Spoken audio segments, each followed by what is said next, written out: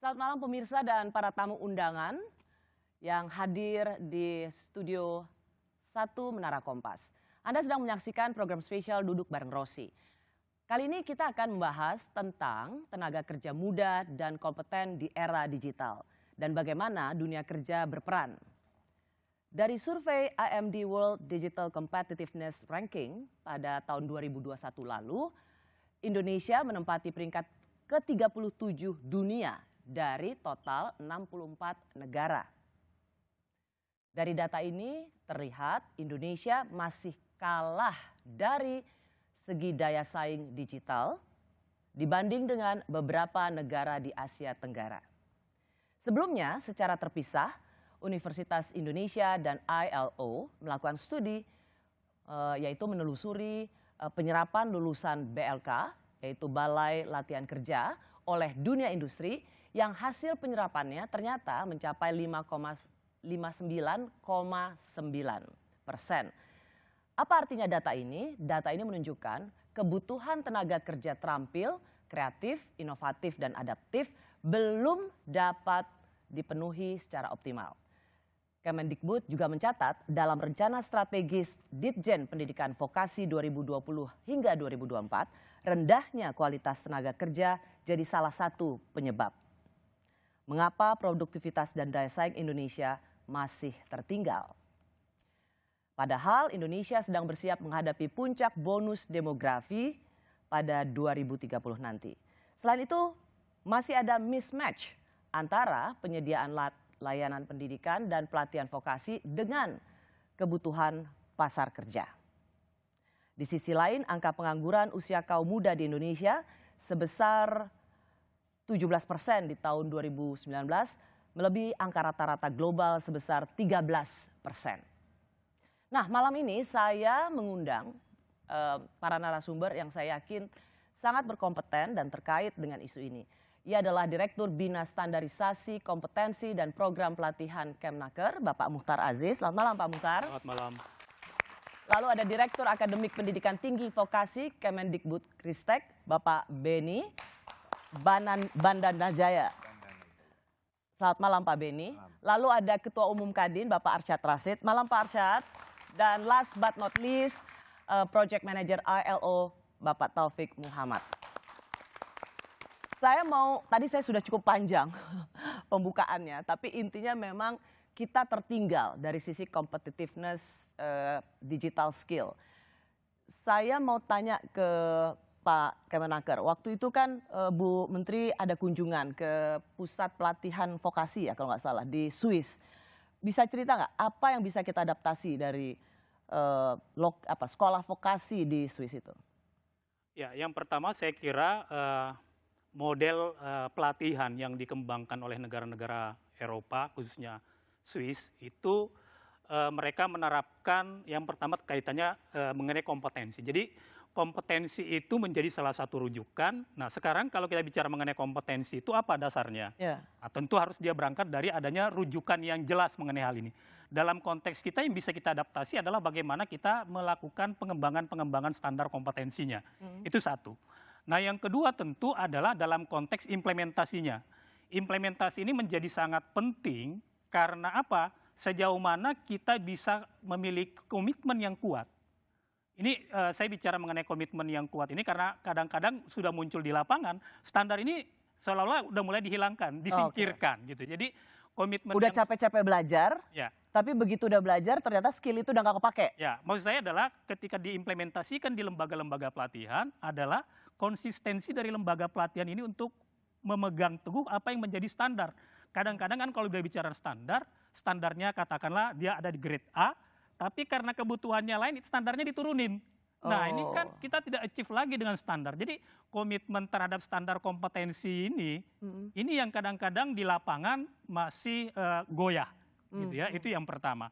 Nah, biar saya jelas. Jadi komitmen mempertahankan kualitas pelatihannya. Betul. Jadi jangan kemudian menurunkan. Jangan menurunkan standar. Jadi kalau memang standarnya ada di 100, kita main di 100. Jadi kita jangan menurunkan itu. Nah, yang kedua tentu yang tidak kalah pentingnya di sini adalah siapa yang mendelivery pelatihan itu. Ya, Dalam gurunya. hal ini instrukturnya atau gurunya. Ya. Nah, instruktur atau guru ini juga harus dia achieve dengan standar.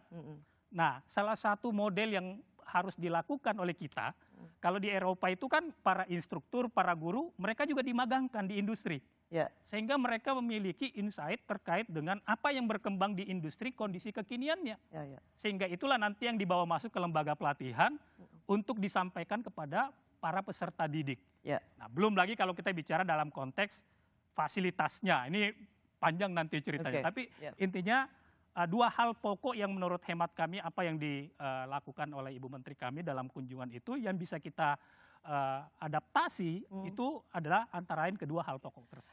Perpres baru dikeluarkan oleh Presiden Jokowi tahun ini. Kira-kira judulnya kan revitalisasi pendidikan dan pelatihan vokasi. Saya menangkap Perpres ini adalah ekspresi Presiden Jokowi yang cemas sekaligus gemes. Kok nggak jalan-jalan sih vokasi ini? Dan menurut saya mismatch antara dunia kerja dan dunia pendidikan itu udah lagu lama.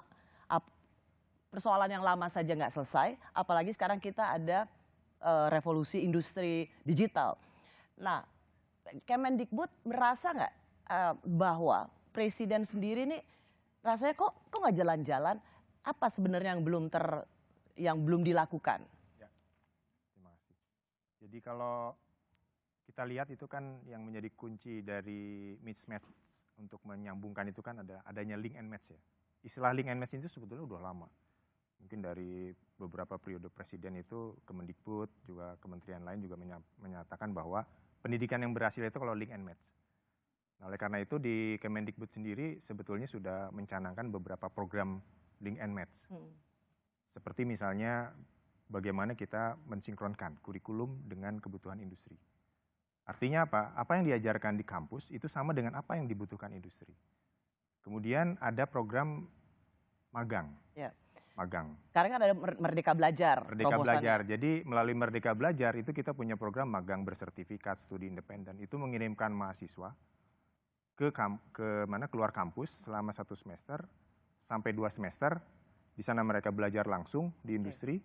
Sehingga mengetahui apa sebetulnya yang dibutuhkan industri. Pak Beni, kalau pertanyaannya gini, apa sih yang di mana sih kusutnya miss and match itu? Miss and match itu begini, ketika kita sebagai supplier kita kan di sisi supply ya, ada di sisi demand yang selama ini kelihatannya belum terinformasikan. Oleh karena itu di dalam revitalisasi PP revitalisasi ya PP 68 2022 ini dilibatkan Kementerian Tenaga Kerja, dilibatkan kementerian yang lain. Di situ ada satu program. Tapi melibatkan dunia usaha nggak? Karena kan bagaimanapun juga Kadin, mereka yang akan memperkerjakan. Ada Apindo, ikut di dalam yang namanya Komite Nasional Vokasi. Nah, kita sedang menyusun strategis Stranas ya, strategi nasional untuk pengembangan pendidikan tinggi vokasi, yang itu melibatkan semua pihak. Oke. Jadi memang ada fakta yang sudah sering berulang ya, bahwa apa yang didapat di dunia pendidikan, terutama dalam hal ini vokasi, itu nggak nyambung gitu ya, dengan kebutuhan industri. Kebutuhannya itu begini, kita buka prodi apa, sebetulnya industri butuhnya prodi apa. Ya, kenapa bisa gitu? Ya karena informasi itu masih belum nyambung konsolidasi. Ya, dengan PP itu disatukan oleh Presiden. Kalau dari dunia silakan. Ya. Jadi sebenarnya di dalam Perpres 68 itu pertama kita ingin memberikan penegasan. Siapa sih yang bertanggung jawab terhadap pendidikan vokasi dan siapa sih yang bertanggung jawab terhadap pelatihan vokasi. Pertama, di dalam Perpres itu disebutkan bahwa yang bertanggung jawab terhadap pendidikan vokasi itu adalah Kementerian Pendidikan, Kebudayaan dan Ristekdikti. Kemudian yang bertanggung jawab terhadap pelatihan vokasi itu adalah Kementerian Ketenagakerjaan. Kita tahu baik pendidikan vokasi maupun pelatihan vokasi itu kan menyebar nih di semua kementerian dan lembaga. Dan variannya macam-macam. Nah, ini yang tadi Mbak Rosi nanyain, ini benang kusutnya ada di mana? Nah, salah satu benang kusutnya itu pada tataran implementasi ini variannya banyak. Nah, ini yang mau dibenahi oleh Pak Presiden lewat peraturan Presiden itu. Yang kedua adalah bagaimana informasi pasar kerja itu disiapkan tadi disampaikan oleh Pak Beni.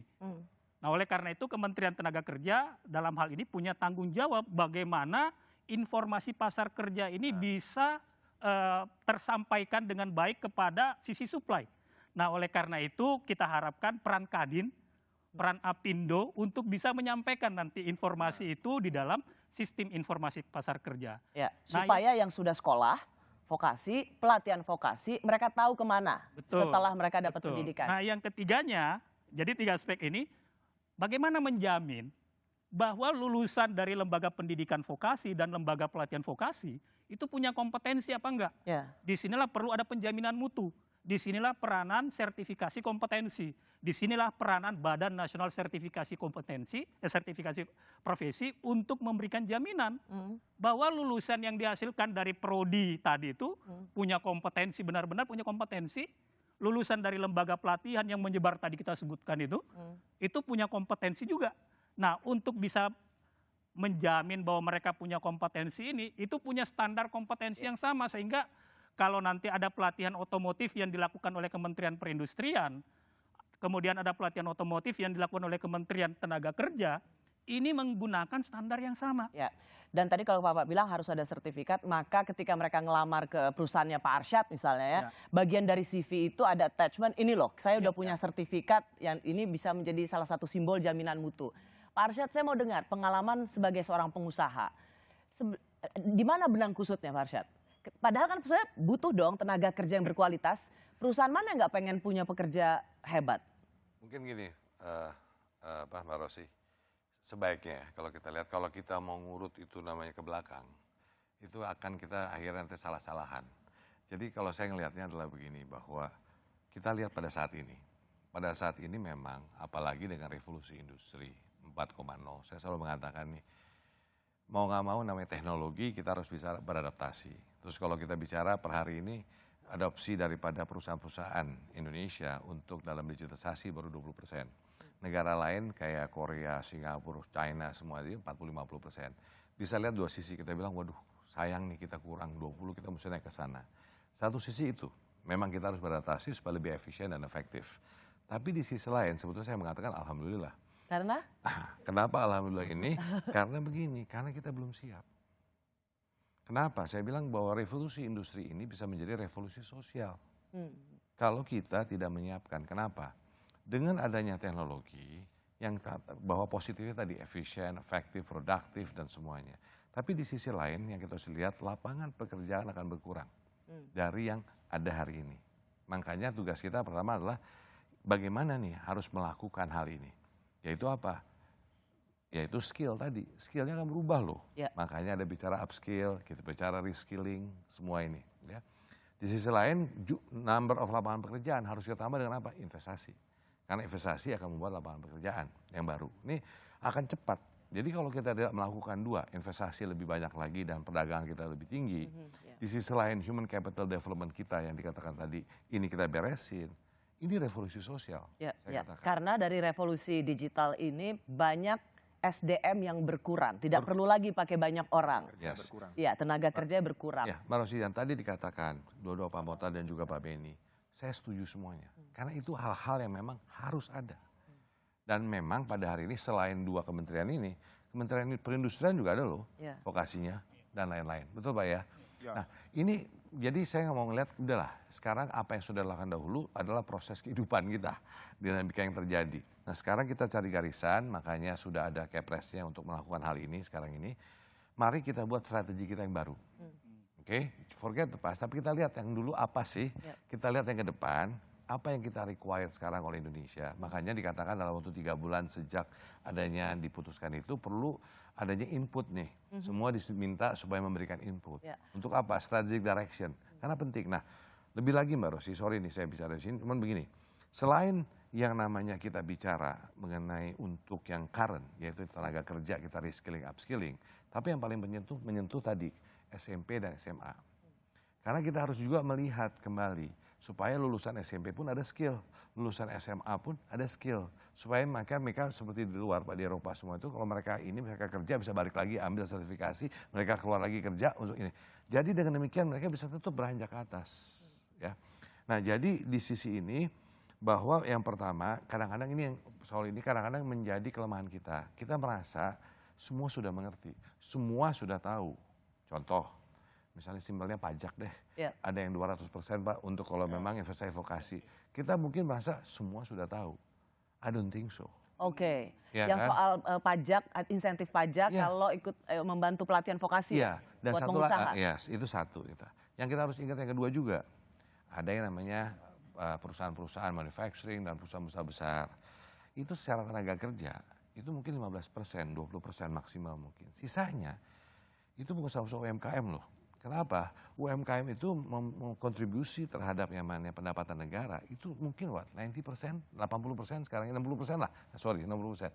Tapi ini juga kita lihat, bahwa teman-teman ini pun ada banyak pekerja yang di sana, selain yang ada di situ. Nah, ini banyak nih skematik yang harus kita lihat kembali. Jadi saya bilang tadi bahwa ini udah ada momentum yang pas. Akhirnya kita jangan lupa mengembangkan yang namanya capacity building. Karena Indonesia dengan digitalisasi ini, dengan cepatnya ini, kalau kita tidak cepat-cepat beradaptasi, kasihan adik-adik kita dan juga sekarang saudara-saudara kita yang pekerja dan buruh akan bingung. Ya, Pak Arsyad, intinya kalau dari pengusaha melihat semoga ini jadi momentum untuk konsolidasi ya sebenarnya, supaya nggak jalan sendiri-sendiri. Ya, betul. Nah sekarang jadi kan kayak pengusaha tadi, mungkin saya setuju sekali, demand-nya ada di sini. Tapi ada satu lagi yang mesti kita ajak juga. Selain namanya perusahaan itu dibawa oleh Kadin, tapi juga teman-teman profesi itu juga harus diajak. Kenapa? UMKM, mereka juga mengerti profesi itu butuhnya apa, proses revolusi di profesi itu bagaimana, karena skillnya mereka yang ngerti, demand di kita. Nah disitulah mungkin nanti linknya juga. Ini udahlah, ini PR bersama, gotong royong. Kalau nggak gotong royong nggak jalan nih barang. Sorry Pak, mohon maaf, cuman itu. Karena saya percaya setiap perusahaan, dunia usaha, itu siapa sih yang nggak mau dapat pekerja yang skill, ya kan? Pasti mau. Makanya kan selalu ada hijack, karena tahu di perusahaan ini bagus, diambil. Artinya kalau para pekerja ini dapat tempat di mana dia bisa upscaling skill atau meningkatkan kemampuannya, itu ya udah pasti. Sama satu lagi, Bu Mbak Rosi, kalau boleh nih motong Bas. Kita ini masih ada mentalitas kalau belajarnya pakai yang namanya vokasi itu nggak keren. Nah ini fakta loh. Betul. Fakta. Mindsetnya kan Mbak ya. Ini mindset harus kita juga bersama-sama mengatakan. Jangan lupa second choice. Kayak yang di pendidikan Eropa ini tuh yang, anak tiri. Iya. Ya. Jadi itu mindset juga penting. Jangan dianggapnya, wah ini kalau ini nggak bagus nih. Gitu. Orang tua akan mengatakan jangan lu ke vokasi, mesti ke sini. Kayak itu. Jadi mindset juga penting. Dan nambah sedikit. Boleh Pak Ben. Jadi memang tadi peta pekerjaan itu harus ada ketika memang nanti di Kemendikbud itu membuat peta program studi yang dibutuhkan. Kadang-kadang oversupply, karena apa? Ternyata ini udah mulai berkurang kebutuhannya. Tapi program studi itu udah berjalan bertahun-tahun sehingga sayang kalau hilang. Ya, oke. Sebelum saya ke Pak ILO, saya mau kasih itu juga. Sebenarnya ada nggak ya yang sukses dari vokasi? Coba kita lihat tayangan ini dulu. Oke.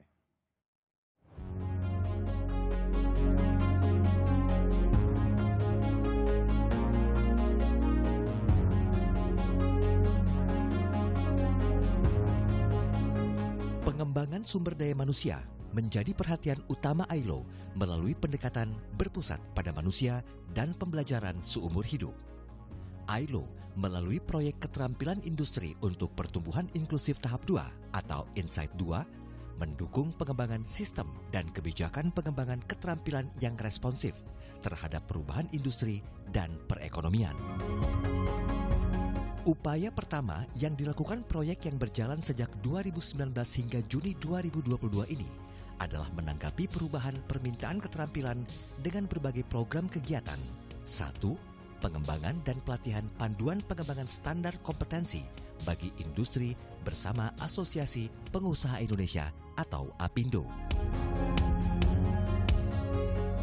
2. Pengembangan dan pembentukan badan keterampilan sektor yang diawali sektor pariwisata bersama Persatuan Hotel dan Restoran Indonesia atau PHRI dan Kementerian Koordinasi Bidang Ekonomi. 3. Pengembangan kapasitas dan pelibatan industri dalam program pemagangan melalui serangkaian kegiatan luring dan daring, termasuk pelatihan virtual bagi mentor dalam bidang pedagogi. 4. Peningkatan kemitraan antara Balai Latihan Kerja dan industri bersama Apindo dan Pusat Pelatihan Turin Ailo. Aplikasi yang kami lakukan adalah kami melakukan workshop bersama teman-teman unit hotel Archipelago di seluruh Indonesia untuk mengkaji kembali dan mengevaluasi program SKKNI yang sudah ada agar lebih sesuai dengan kebutuhan hotel di seluruh Indonesia pada saat ini. Upaya kedua adalah mempromosikan dan membuat percontohan pembelajaran jarak jauh dan peningkatan keterampilan digital melalui 1. Kajian cepat mengenai kebutuhan industri keterampilan digital. 2. Peningkatan kapasitas Kementerian Ketenagakerjaan atau Kemnaker dan BLK melalui pengembangan pelatihan bauran keterampilan digital, pelibatan asosiasi industri dan pelatihan instruktur BLK, termasuk mempersiapkan transformasi BLK melalui studi kelayakan IBLK dan pelatihan keterampilan non-teknis melalui pelantar kementerian. 3. Transformasi lembaga pelatihan dan pendidikan vokasi menuju digitalisasi melalui serangkaian webinar bersama Kedutaan Australia dan Lembaga Pendidikan dan Pelatihan Vokasi Australia. 4. Serangkaian pelatihan non-teknis dan keterampilan mencari kerja bagi kaum muda, pencari kerja, dan mereka yang terdampak COVID-19 serta pekerja pabrik. Dulu saya kerja sama kakak saya di Tanjung Priok, kerja sebagai servis, tukang servis. Kemudian ada salah satu pelanggan memberitahu saya kalau di Bekasi itu ada salah satu tempat pelatihan namanya BBPLK Bekasi. Nah, dari itu saya mulai mendaftarkan diri melalui beberapa tahap, kemudian saya akhirnya terpilih dan saya diberi kesempatan untuk mengikuti pelatihan di sana selama kurang lebih 34 hari. Jadi selama 2 bulanan saya mengikuti pelatihan program motion graphic artist di BBPLK Bekasi selama kurang lebih 2 bulan. Setelah dari BLK, saya mendapatkan kesempatan magang atas kerjasama Ailo dan Ainaki dalam program magangnya, sehingga saat ini saya berkesempatan untuk magang di salah satu studio animasi di Jakarta.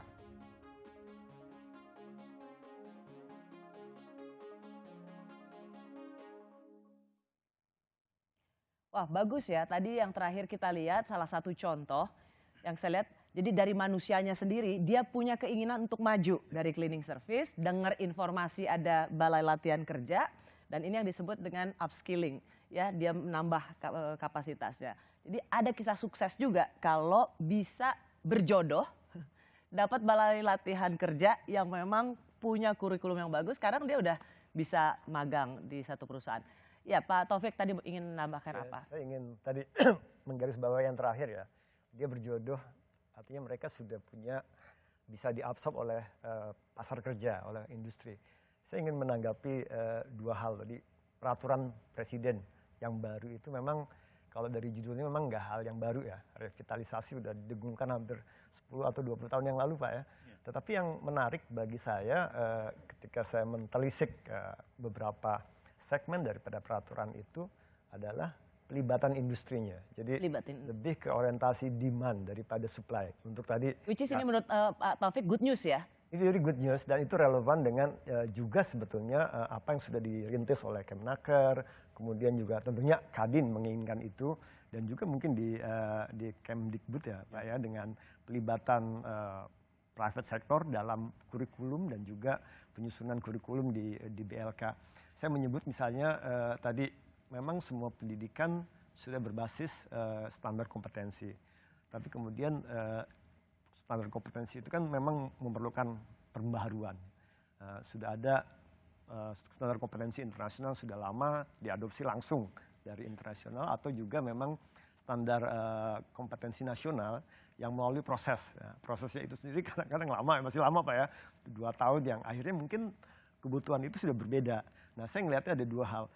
Pertama tadi future of work, karena di-drive oleh teknologi baru, kemudian globalisasi, itu kan memerlukan informasi yang paling anyar lah ya untuk bisa diadopsi dalam skema penyusunan kompetensi, penyusunan kurikulumnya, dan juga assessment-nya.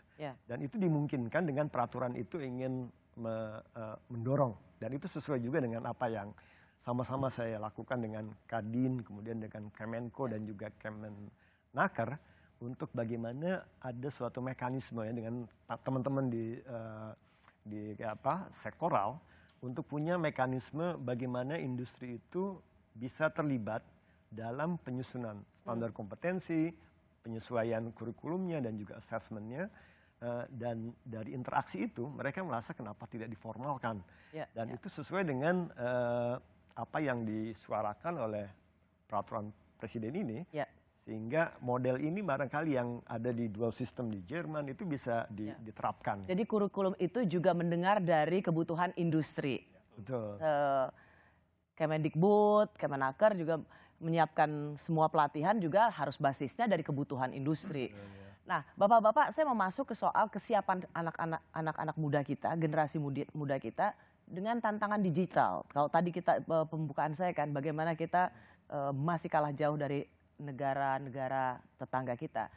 Pak Arsyad membuat poin yang sangat valid bahwa digital ini ya bisa dilihat dari setengah kosong atau setengah penuh. Karena kalau misalnya kita juga tidak menyiapkan talent-talent kita di dunia digital, ya akan jadi bukan revolusi digital, tapi revolusi sosial. Nah, bagaimana kita menyiapkan anak-anak muda kita dengan pekerjaan digital yang sebenarnya dia tidak membutuhkan banyak orang, tapi memang ini sekarang mau gak mau kita harus punya expertnya. Apa yang bisa kita lakukan? Silakan. Ya, pertama mungkin kalau kami dari yang selama ini kita lakukan adalah bagaimana menyiapkan infrastruktur yang sifatnya software-nya. Saya mau bilang di sini bahwa kita harus menyiapkan program-program pelatihan yang sifatnya digital. Nah, ini kenapa? Karena memang tuntutannya sudah ke sana gitu ya sekarang. Nah, program-program pelatihan yang sifatnya digital ini saya kira tadi sampaikan oleh Pak Taufik itu sangat beragam dan sangat dinamis. Nah, oleh karena itu pun program-program yang kita siapkan ini harus memiliki fleksibilitas. Ya, jadi kalau kita model desain program kita itu hanya misalnya buat program misalnya, tapi tidak fleksibel, nah ini mungkin implementasinya kan susah. Itu satu dari sisi programnya. Yang kedua adalah bagaimana kita menyiapkan digital kontennya. Nah, digital konten ini materi-materinya yang sifatnya digital karena ya tadi anak-anak muda sekarang ini sudah sangat familiar dengan handphone misalnya. Bagaimana anak-anak muda itu bisa mengakses pelatihan melalui handphonenya. Nah, ini kan perlu konten-konten digital. Nah, tantangan kita yang lain di dalam rangka untuk membuat konten digital ini adalah bagaimana membuat sebuah konten digital yang efektif, menarik, tapi jangan terlalu lama. Ya, saya agak yang saya khawatirkan ya Pak Muhtar, Pak Beni ya. Kita nggak punya orang yang mengajarkan soal digital itu. Buat saya gini, yang saya khawatirkan tuh ya, kita nih agak salah kaprah menghadapi digital. Ketika dulu Pak Presiden sendiri terkejut-kejut ketika nanya anak-anak SD, cita-citanya mau jadi apa? Tuh. Jadi YouTuber. Ya, sehingga cara pandang kita dengan revolusi digital ini adalah bikin konten-konten, hanya sekedar bikin konten gitu. Bukan salah, itu tidak salah. Tetapi sesungguhnya ada yang harus lebih jauh, kompetensi yang lebih jauh lagi. Coding, artificial intelligence. Saya rasa kita punya orangnya nggak Pak Muhtar? Kalau saya begini Mbak Rosi, jadi kita ada dua sisi ya, creator atau user. Saya yakin semua kita ini user. Iya. Nah, sementara Indonesia ini kebanyakan user. Creatornya dari luar. Nah, yang mesti kita ciptakan ini para creator. Dari mana? Kalau dari pendidikan tentunya kita bikin program studinya. SMK juga ada program studi, perangkat lunak, animasi, digital. Kita punya SMK, mungkin pernah dengar ya, RUS ya, yang di Kudus. Oh, yang punya ya Jarum. Itu sudah internasional, mereka dapat order tuh animasi internasional. Artinya apa? Itu kemampuan yang dibangun melalui project-project based learning, membuat sebuah produk yang nyata, pesanan dari luar, pesanan dari industri dan sebagainya. Creator kita yang masih kurang, nah itu yang akan kita bangun. Makanya pertanyaan saya, kita punya orangnya nggak? Kita punya skill teacher nggak? Atau orang yang bisa ngajarin itu ke anak-anak generasi XYZ? Melalui program itu, kalau kita punya program pengembangan metode pembelajaran namanya project based learning. Belajar dari siapa? Belajar dari industri. Di industri itu kebutuhannya pasti ya, itu digunakan oleh siapa ya? Oleh industri itu. Nah, disitulah mereka belajar. Kita tidak membangun pendidikan dengan cara klasikal, ini loh cara membangun. Tapi lebih kepada nih project tolong bikin sampai jadi, industri puas berarti Anda berhasil. Oke, Bapak-bapak saya ingin Litbang Kompas itu, Pak Arsyad, bikin survei untuk anak-anak generasi Y and Z, generasi-generasi milenial itu. Temuan dari Litbang Kompas ini menarik, karena ternyata kita kan lihat anak-anak milenial ini kan sangat, tadi yang Bapak bilang, sangat handphone. Tapi ketika ditanya apa kecemasan mereka terhadap masa depan, cemas cari pekerjaan dan takut menghadapi dunia digital. Itu temuan yang cukup menurut kami mengejutkan. Karena buat kita-kita yang udah generasi purbakala ini, kita pikir mereka they are the expert ya. Tapi ternyata mereka takut karena mereka tidak memilih, nggak tahu mau ngapain. Silakan Itu sejalan dengan temuan ILO juga ya terkait dengan youth and digital economy ya. Jadi ada satu studi yang mengidentifikasi sebetulnya para anak muda ini kan termasuk digital native ya dikatakan. Tapi enggak semuanya mereka punya kemampuan untuk akses tadi sebagai bukan sebagai user Pak ya, sebagai produce something gitu melalui digital. Dan itu yang memang memerlukan pelatihan digital. Kalau tadi ada gak mentornya, mestinya ada. Saya ambil contoh misalnya, tapi yang paling penting mungkin poin saya adalah kita harus mengidentifikasi kebutuhan itu lagi-lagi dari industri dengan secara sistematik. Yang kita lakukan dengan proyek kita ketika digital skill dengan Kemnaker misalnya, kita melakukan rapid assessment, mengidentifikasi dengan big data yang benar nih Pak, big data mengidentifikasi apa kebutuhan digital. Yang menarik adalah kebutuhan industri itu masih berpusat di Pulau Jawa sekitarnya, bukan di luar Jawa, which is faktanya begitu. Kemudian juga ada lima kebutuhan, salah satunya adalah computer network, kemudian apa network, Pak? Computer network, dan animasi. Nah, animasi kita kerjasama dengan Ainaki misalnya Pak Didi tadi, karena mereka memang yang memiliki profesi itu gitu, dan mereka memberikan input untuk bagaimana menyusun standar kompetensinya, kemudian desainnya. Sebelum itu dibuat modul pelatihan dan kita melatih trainersnya untuk dilatih dan juga dipilotkan. Jadi perlu ada pendekatan yang sistematik dengan assessment, kemudian menggunakan digital juga karena itu yang paling murah, efektif, cost efektif, dan kita bisa mengidentifikasi mana yang memang diperlukan dan itu akan real time.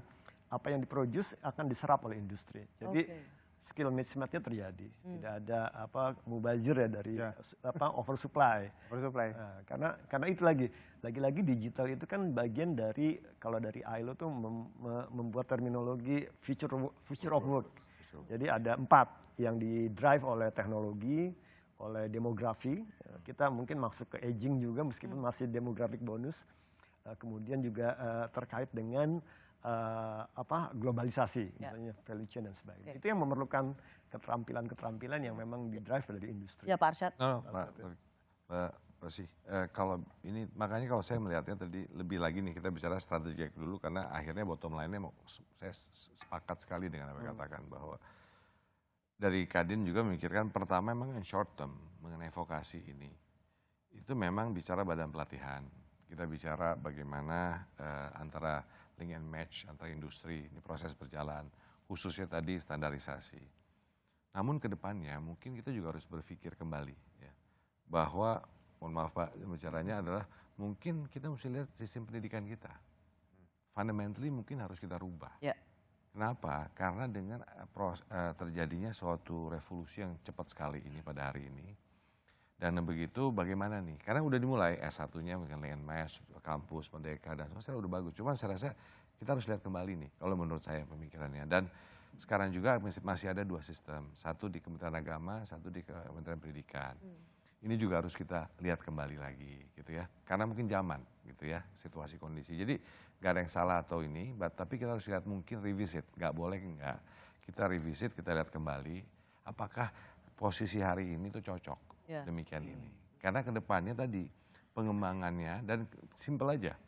karakteristik daripada generasi dari Y and Z itu berbeda sekali loh.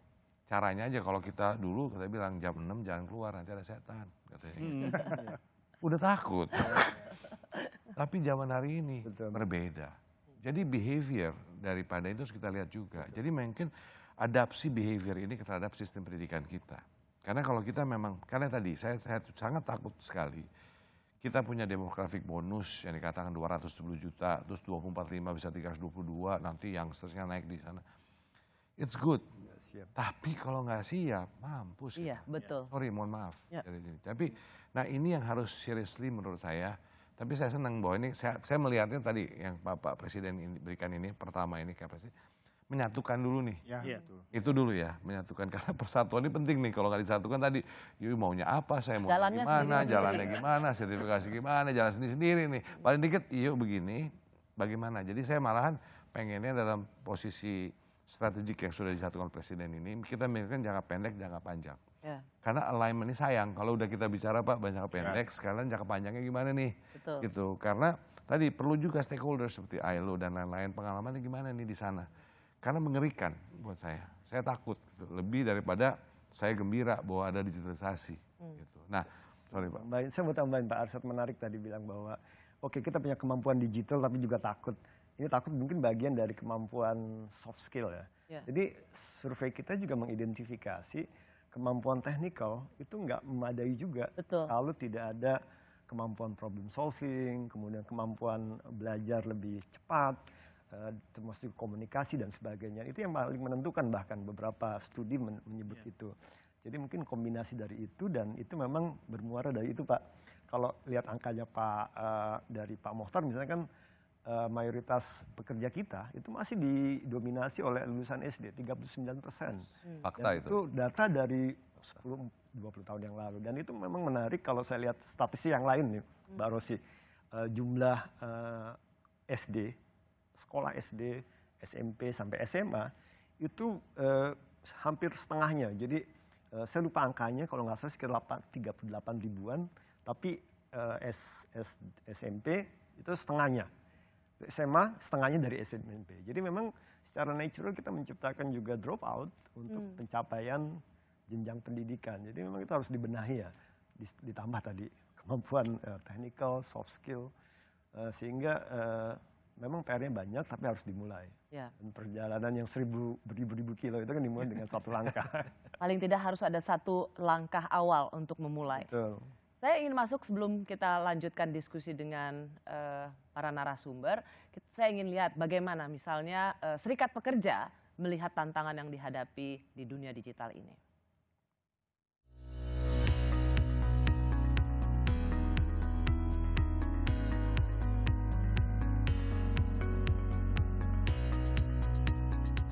Upaya keterhubungan antara pengembangan keterampilan dan kebijakan pasar kerja lainnya melalui 1.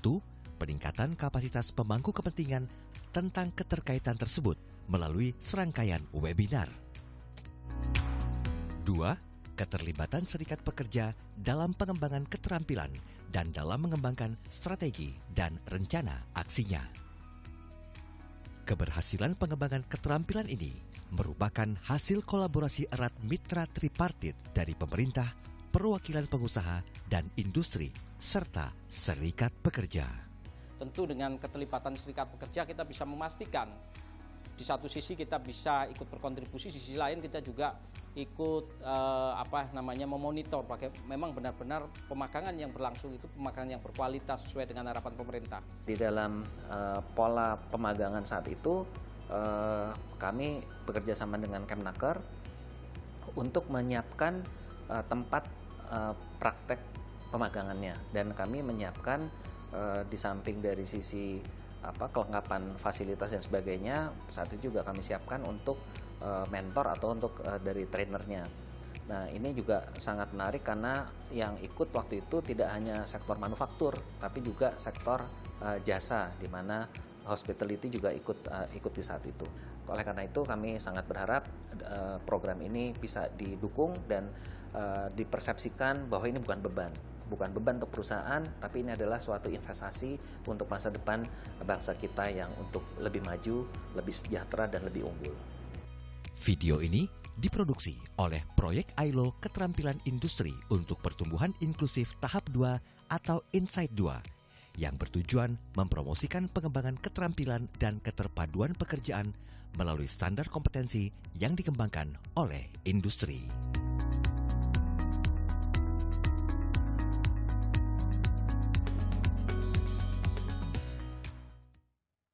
Ada Bapak Dedi Hardianto, ia adalah Sekjen KSBSI. Pak Dedi, apa kabar Pak Dedi? Baik Bu Rosi. Ya Pak Dedi, kalau saya tanya Serikat Pekerja tuh selain berjuang untuk memastikan hak-hak para pekerja, kira-kira Serikat Pekerja ini punya tanggung jawab moral juga nggak untuk memastikan para pekerja ini bisa mau meningkatkan skillnya? Baik Bu Rosi, tadi Bu Rosi mengatakan bahwa seolah-olah Serikat Pekerja, Serikat Buruh itu kan hanya bicara demo. Sebenarnya itu tadi saya enggak loh, berarti itu parsial sebenarnya terkait dengan dampak COVID, banyak orang kehilangan pekerjaan. Serikat itu akan bicara penegakan. Tapi saya mau jelaskan hari ini adalah kami KSBSI, kami kebetulan di presidensi hari ini untuk L-nya kami yang leading. Ada 3 isu yang kami bawa. Pertama jaminan sosial, lalu perlindungan terhadap pekerja digitalisasi, lalu juga bicara climate change, perubahan iklim. Jadi banyak juga yang kami bicarakan, tidak hanya parsial tentang penegakan hukum.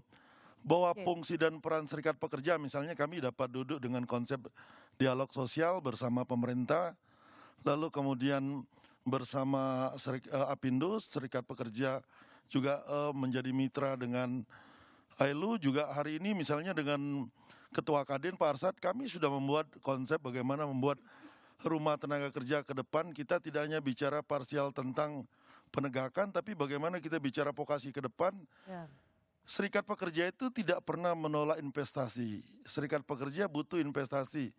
Karena keanggotaan Serikat Pekerja itu kaitan investasi masuk, maka ada orang yang bekerja. Betul. Pak Dedi, jadi gini kan, intinya Serikat Pekerja itu punya keinginan juga supaya sama-sama para pekerja ini meningkatkan skillnya kan.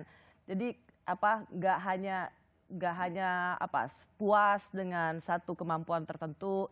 Tapi apakah Serikat Pekerja juga bergerak, kita pelatihan apa ya? Ya kan? Semangatnya sama Pak ya? Ya seperti yang saya katakan tadi Mbak Rosi, bahwa kita bicara dampak digitalisasi tadi, kita bicara hari ini bahwa pekerjaan hilang lalu lahir pekerjaan yang baru. Nah kita harus masuk ke wilayah situ, yang seperti Pak Arsad bilang, yang katakan tadi bahwa ketika kita tidak beradaptasi, kita tertinggal. Betul. Oleh karena itu kami Serikat Pekerja, Serikat Buruh, bicara digitalisasi tadi tentu bicara bagaimana tidak hanya jenis pekerjaan. Kami bicara juga terhadap perlindungan mereka, jaminan sosial mereka. Jadi kami sekali lagi Mbak Rosi tidak pernah menolak investasi. Persoalan hari ini harus kita selesaikan. Tidak bisa hanya bicara pemerintah saja. Tidak bisa hanya bicara pengusaha saja. Nah Serikat Pekerja mendorong, jadi betul-betul kalau kolaborasi seperti yang kita dengar dari para narasumber tadi, ya sudah yang dulu kita tinggalkan sekarang kita fokus. Karena 2030 itu di depan mata. Kalau tadi kita bisa revolusi sosial, maka kita bisa bonus menjadi musibah. Jadi betul-betul kita berkolaborasi untuk menyelesaikan persoalan bangsa ini. Kira-kira begitu. Baik. Mbak Rosi, kami Serikat akan support. Spirit yang bagus sekali. Spirit yang bagus sekali. Terima kasih Pak. Terima kasih Mbak Rosi. Ada Pak Anton Supit dari Apindo. Salam sehat Pak Anton. Sama-sama Bu Rosi. Gimana Pak, kalau Pak Anton apa masukannya dari Asosiasi Pengusaha Indonesia? Kalau saya boleh jawab tadi apa yang beberapa kali Mbak Rosi singgung mengenai benang kusut, saya kira mohon maaf kepada semua yang ada sini. Pertama, ini tidak ada koordinasi yang jelas. Kedua, kita lebih senang bicara teknis atau case, tidak bicara sistem. Dan ketiga, rupanya penyakit kita ini lebih baik muddling on daripada muddling through. Kita lebih baik berputar-putar situ. Tapi dengan Pak Arsad jadi pimpinan dari seluruh pengusaha ini memberikan secerca harapan yang baik. Karena program vokasi adalah menjadi salah satu prioritas dari Pak Arsyad dan kami sangat mendukung. Nah, kalau kita bicara vokasi, Mbak Rosi, kita mesti sepakat dulu apa itu vokasi. Jadi jangan langsung kurikulum, magang, dan lain-lain, tapi tidak terstandar. Nah, kalau kita belajar dari negara yang sudah sukses, walaupun memang menonjol Jerman, tapi kalau saya tahu Jepang, India, China, termasuk Amerika juga, sekarang mulai melakukan apprentice. Bahwa kita sepakati dulu kalau kita bicara vokasi adalah dual system, sistem ganda. Belajar teori dan praktek langsung. Jadi tidak ditunda lagi setelah semester kesekian, tetapi betul-betul 2 hari di sekolah dan masuk ke industri. Industri pun harus ada persyaratan, dia harus mempunyai pengajar tempat kerja, kurikulum, dan lain-lain yang disepakati bersama sekolah. Kita semua ini memang bersyukur sudah ada peraturan presiden. Tapi menurut saya pribadi ini tidak cukup kuat karena siapa yang akan merumuskan kebijakan itu. Kalau saya baca ini kan mengembalikan kepada setiap kementerian. Kementerian Tenaga Kerja, Pendidikan, dan lain-lain. Nah, yang kami harapkan dengan adanya Pak Arsyad duduk di situ, itu harus dilihat begini, walaupun menterinya ada 8, Pak Arsyad sendirian, tapi buat saya Pak Arsyad harus 50-50. Jadi 2 pilar utama daripada vokasi adalah pendidikan, strap miring pelatihan, dan kedua Dudi, yang dalam hal ini diwakili Pak Arsyad. Artinya kalau voting ya walaupun Pak Arsyad sendirian ya 50% Pak Arsyad. Ini karena begini, yang paling tahu apa yang dibutuhkan adalah dunia usaha. Nah, kalau kita bicara yang tadi Mbak Rosi singgung digitalisasi. Saya ambil contoh Jerman. Dengan ada digitalisasi mereka merubah kurikulum di mana dirasakan bahwa digitalisasi menjadi dasar dari semua jenis pekerjaan. Mulai ada namanya asisten rumah tangga yang paling kita anggap pekerjaan biasa. Itu dibekali dengan kemampuan digitalisasi. Operator pabrik pun diberi bekal itu. Jadi jangan kita terkejebak lagi berpikir bahwa digitalisasi itu satu ilmu tersendiri. Tapi dia yang mensupport semua lapisan. Apakah dia ini pembantu di rumah tangga, dia operator, atau apa saja. Pengetahuan digitalisasi sebagai untuk memperkuat kompetensi dia. Nah, yang kita juga usulkan ke sini, Mbak Rosi, kalau barangkali bisa supaya didengungkan terus, bahwa kita perlu ada lembaga yang memberikan guidance yang di-concern oleh Pak Mokhtar tadi. Kalau di Jerman ada lembaga yang Pak Arsyad sudah ketemu juga, BIBB, dia mengeluarkan peraturan profesi. Nah, perbedaan kita menganut kompetensi yang ada ribuan kompetensi, sedangkan Jerman profesi. Jadi di Jerman tidak ada tukang las, profesi tukang las. Yang ada adalah profesi mekanik atau katakanlah yang lebih canggih, flight engineer. Salah satu kompetensi dia tukang las, ahli bisa las. Nah, termasuk tentu digitalisasi. Jadi ini memang saya kira usul juga kepada Pak Beni, kita memang mesti duduk bersama Pak. Jadi jangan kita kejebak dengan istilah-istilah yang kita tafsirkan sendiri-sendiri. Saya ingat Mbak Rosi pada waktu China mulai menggeliat, Time Magazine itu di cover head-nya itu mempertanyakan dengan 1,2 miliar orang ini, China ini aset atau liability. Ternyata dia jadikan aset, Pak Arsyad. Nah, ini yang kita harapkan tentu forum seperti ini dengan dukungan ILO agar supaya kita duduk bersama lagi dan senang sebab Pak Arsyad juga sudah mewakili kita di tim itu ya, betul-betul dapat golden share ya kalau waktu dan voting ya. Saya juga bisa laporkan Pak Arsyad sudah rencana membentuk di Kadin sendiri yang tentunya bersama-sama kita semua itu di situ adalah komite vokasi Kadin yang nanti menjadi dapur daripada dunia usaha untuk memberi masukan kepada tim pemerintah. Itu yang saya kira yang perlu kita dukung kepada Pak Arsyad. Wah, terima kasih dong. It's a good news. Tadi lucu juga Pak Anson. Jadi meskipun nanti ada menterinya 8, dari dunia usaha cuma 1, kalau voting udah 50% sendiri ya. Oke, ada yang mau ditambahkan Bapak-Bapak, Pak Arsyad? Enggak, Mbak Rosi, balik lagi tadi. Ini harus proyek gotong royong bersama. Dan tadi approach-nya kita harus sharing. Yang makanya tadi kenapa tadi kesiapan kita juga nggak boleh bilang kenapa nggak begitu. Kita juga mesti siap.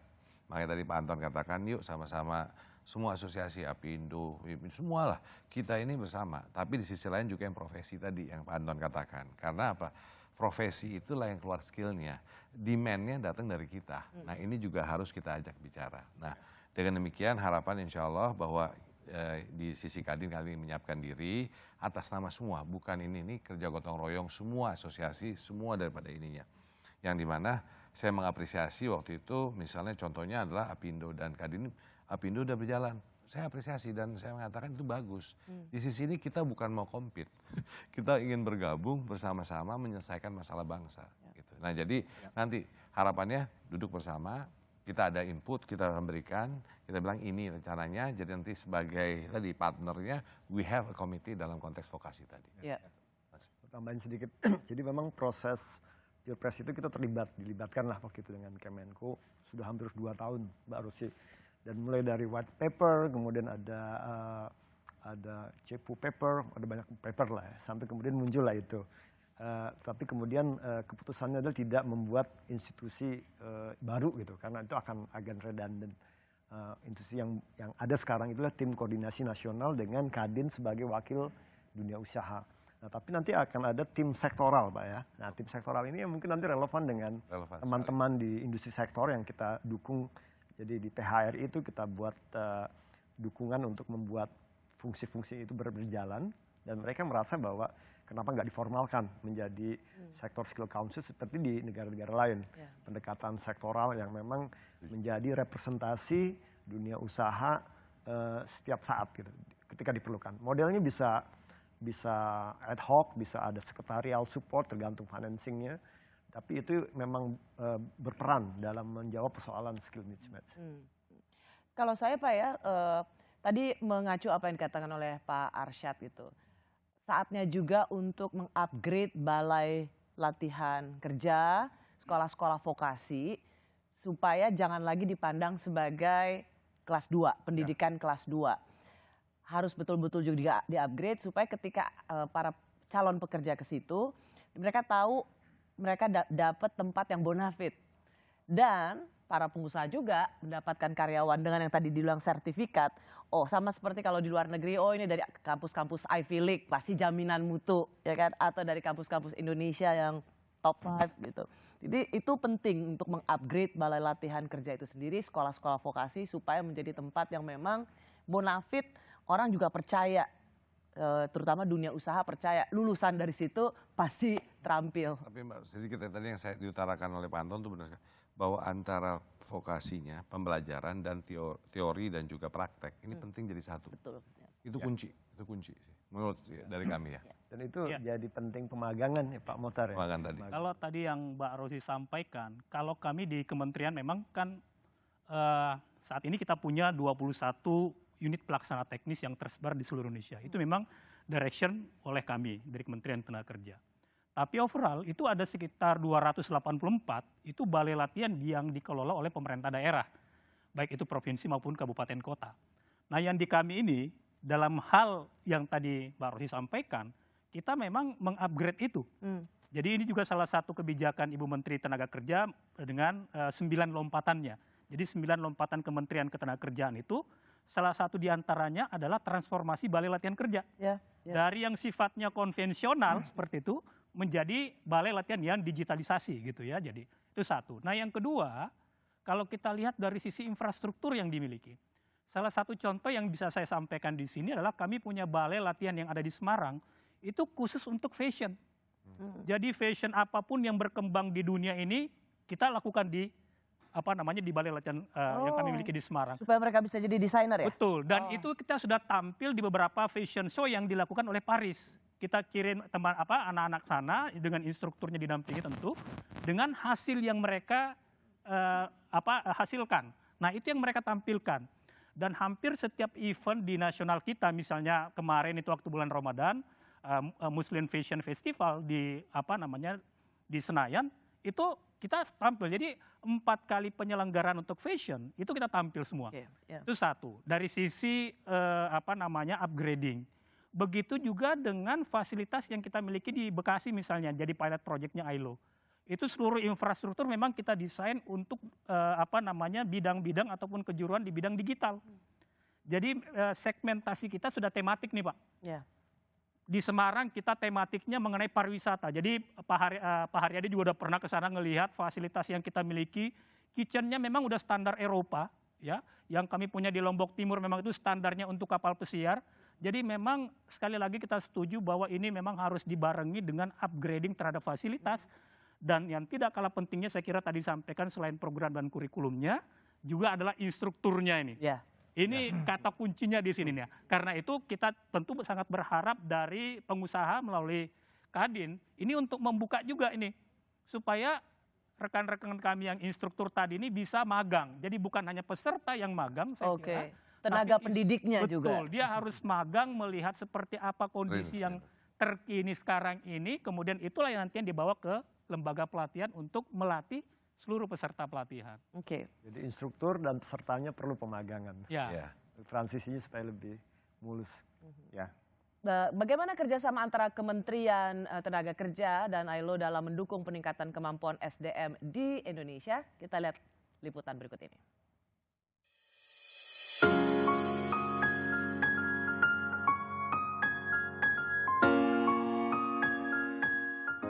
The ILO has provided support to improve the capacity of our training and of our instructors and training center managers, and to upgrade our digital skills training or blended training. We hope that the ILO will continue to help us with responsive skills development and transforming our distance learning to support training that addresses skill mismatches and unemployment, including targeting vulnerable groups in accessing quality training.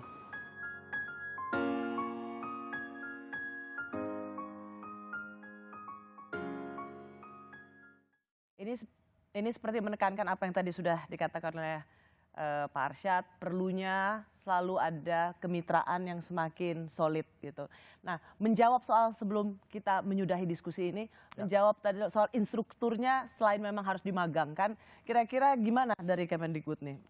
Kemendikbud transformasi pendidikan itu ke arah bagaimana meningkatkan soft skill dengan program Merdeka Belajar. Jadi apa yang disampaikan oleh Pak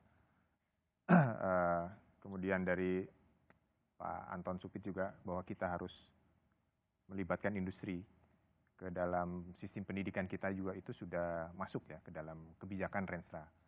Salah satunya adalah bagaimana pendidikan vokasi ini ya kita arahkan untuk melibatkan ke industri di mana di situ ada program misalnya magang, kemudian ada program dual system yang disampaikan oleh Pak Anton itu sebetulnya sudah kita masukkan ke dalam kurikulum. Jadi ada 1 semester wajib magang di situ untuk program vokasi. Kedua, kita juga mendorong seperti tadi disampaikan bahwa instruktur atau dosennya itu juga harus ke industri.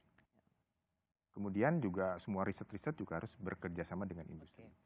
Baik, jadi memang tugas yang tidak gampang karena private sector ini tidak saja harus membuka investasi seluas-luasnya, juga diminta kerja bareng untuk melahirkan atau memberikan kontribusi juga untuk dunia pendidikan kita, terutama dalam hal ini vokasi. Satu lagi mungkin Pak Rosi, satu hal mungkin juga menjadi titipan kita adalah bagaimana menghadirkan bahasa kami itu di peraturan presiden yang kita sebut dengan expert yang berasal dari industri.